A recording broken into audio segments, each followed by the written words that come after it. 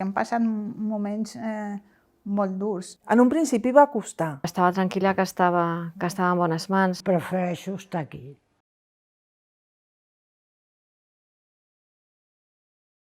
La residència abans era molt oberta, entrava tothom, sortia qui volia, tots els residents feien les activitats a la mateixa sala, podien fer un ball amb 50 persones. La casa tenia una dinàmica molt informal, per dir-ho d'alguna manera, cadascú anava molt a la seva, podia escollir els horaris d'aixecar-se de tal, al seu grup. En un principi va costar. Ara, en aquests moments, jo penso que estan molt contents perquè noten que les persones estan més pendents d'ells. Hem passat moments molt durs. Llavors, la sensació és que alguna cosa m'ha pres. Jo crec que dintre de la desgràcia també et dones compte amb qui estàs treballant, els teus companys que també han donat el callo, no? I l'estima que pots arribar a treure per gent que és vulnerable, no? Has intentat treballar, evitar el contacte, evitar apropar-te, i això costa perquè no treballem així.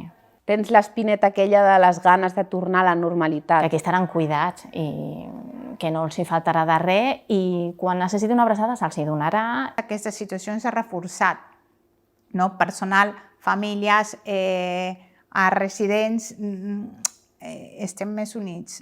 Ha sigut una mica angoixant, no? Perquè no podia venir a veure la meva mare. Jo soc filla única i si no podia venir jo no venia ningú, però estava tranquil·la que estava en bones mans. És molt greu per a una persona que té aquí el seu familiar dir-li no, a partir d'ara no el veuràs i no saps el que passa dins del centre. I des d'un primer moment vam pensar que la comunicació a les famílies era primordial. Saps per què ho feien, no? No era un caprici d'aquí de la residència d'ara no us deixo entrar. Hi havia una necessitat per fer-ho així i això es valora, no? És dur, no t'agrada, naturalment. Tothom és molt amable, molt carinyós, molt eficient. Trobo que són molt agradables,